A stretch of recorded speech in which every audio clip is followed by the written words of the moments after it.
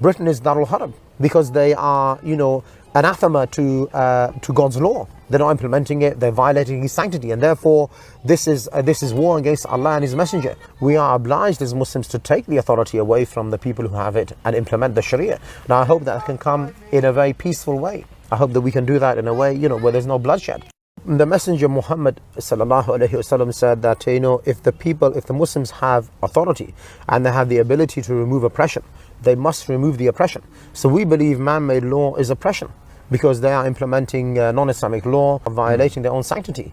So, if we are in a position of power and authority, we are obliged to take that authority, with the minimum force, and to implement the Sharia, certainly. So, this will be the case one day in Britain. And when you talk about jihad, you're not talking about spiritual striving, you're talking about military jihad. No, I think there are two types of jihad in which people are engaging in today. One is the jihad of the word, and the other is jihad of the sword.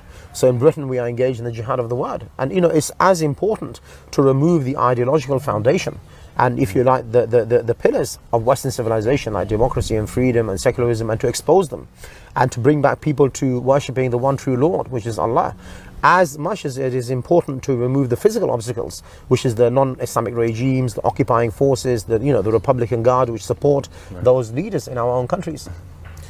What do you think the timetable is for implementing Sharia in Great Britain? Do you feel like you're getting close? I would point towards Tunisia and Egypt and these countries to show you how quickly things can change.